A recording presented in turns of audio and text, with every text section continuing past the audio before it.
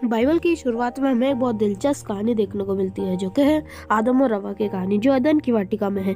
ये वाटिका में सब कुछ संपूर्ण है जैसा होना चाहिए, लेकिन इस पेड़ को छोड़ के जिसमें से खाने के लिए परमेश्वर ने मना किया है, क्योंकि ये खतरनाक है और उनकी मृत्यु का कारण बन सकता है। तो परमेश्वर के आगे है कि इस पेड़ को नजरअंदाज करो और बचे रहो। लेकिन इस वाटिका में एक सांप है जो अलग ही कहानी बताना शुरू कर देता है कि अगर तुम इस पेड़ से खाओगे तो तुम मरोगे नहीं, वरन परमेश्वर के जैसे ही बन जाओगे। तो आदम और हव्वा शैतान की बातों पर विश्वास के इस पेड़ के फल को खा लेते हैं और इसकी वजह से वह वाटिका की पूरी सच्चाई और संपूर्णता खत्म हो जाती है और बुराई और मृत्यु संसार में प्रवेश कर जाती है। लेकिन ये बोलने वाला सांप इस वाटिका में क्या कर रहा है, ये बहुत ही आश्चर्यजनक बात है।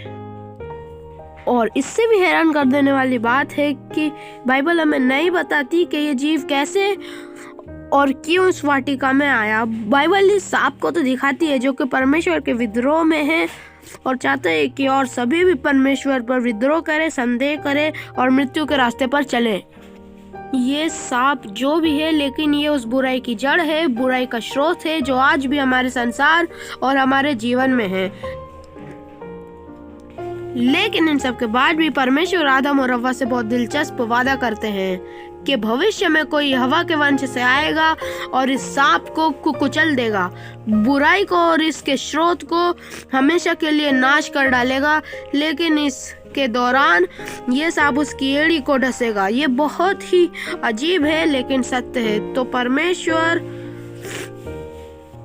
तो अब होता है ये मसीहा का इंतजार, और अपने वादे को पूरा करने के लिए परमेश्वर अब्राहम को चुनता है और लिखा है उसके वंश से परमेश्वर सारी जाति को आशीषित करेगा। और जब हम उसके परिवार को देखते हैं तो हम देखते हैं अब्राहम के पड़पोते यहूदा को, और परमेश्वर यहूदा के साथ ये वादा करता है कि उसके वंश से एक राजा आएगा और सब जातियाँ उससे सजदा करेंगे और वो अमन और शांति को स्थापित करेगा और सब कुछ वैसे ही फिर से संपूर्ण कर देगा जैसे पहले था। तो यहूदा के वंश से जो पहला राजा आता है वो है यहूदा, और वो एक हीरो के जैसे तो शायद यही हो सकता है, वो सांप को कुचलने वाला। लेकिन जब हम कहानी को आगे बढ़ते हैं तो दाऊद भी उसी बुराई का शिकार है जो संसार में थी। तो परमेश्वर दाऊद से भी ये वादा करते हैं कि आने वाला राजा उसके वंश से आएगा। और हम कहानी को आगे बढ़ते हैं तो एक के बाद एक दाऊद की पूरी संतान बुराई से भरी होती है और वो लोग बुराई के पीछे भागते हैं और गलत कामों के पीछे और सांसारिक देवी देवता को पूजा करते हैं।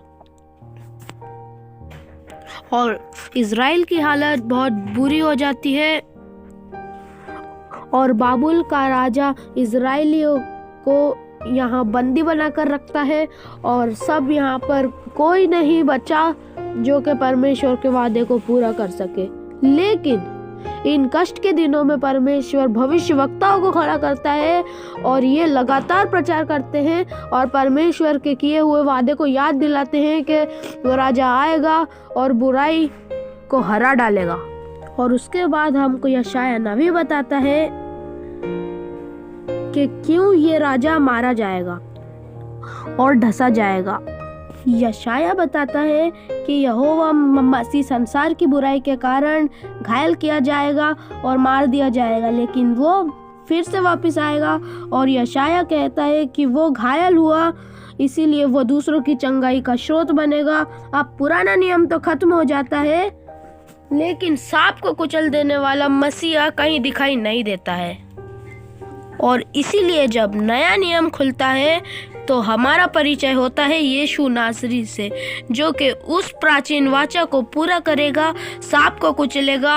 और बाइबल बताती है कि वो दाऊद, यहूदा और अब्राहम के वंश से है और वो इज़राइलियों के नगरों में घूमता हुआ प्रचार करता है कि परमेश्वर का राज्य आ पहुंचा है और वो लोगों को चंगाई देता है, लोगों को पाप माफ करता है और लोग अब विश्वास करने लगते हैं कि शायद वो वादा किया हुआ इज़राइल का राजा यही है। और यीशु अपनी प्रजा को कहता है कि वो अपनी प्रजा को छुड़ाएगा और शांति को स्थापित करेगा, संसार की पूरी बुराई अपने ऊपर लेकर। जब हम यहाँ तक देखते हैं तो लगता है कि शैतान जीत गया, और ये एक बहुत दुखदायक घटना होती अगर यीशु तीसरे दिन जीवित नहीं होते तो। अब यीशु ने मौत और बुराई पर विजय पाली है, और नया नियम हमें सिखलाता है कि यीशु की वो ताकत जिसमें मौत और बुराई पर विजय पाई अब हम सब के लिए उपलब्ध है, ताकि हम भी अपने जीवन में बुराई पर विजय हासिल कर सके, क्योंकि बुराई और मृत्यु अभी भी संसार को जकड़े हुए हैं। और बाइबल की बातें खत्म हो जाती है भविष्य के उस दिन के बारे में बताते हुए कि जब यीशु आएगा और इस सांप का हमेशा के लिए खात्मा करेगा, और फिर नई धरती, नया यरूशलेम होगा, बिल्कुल वैसे ही जैसा पहले था।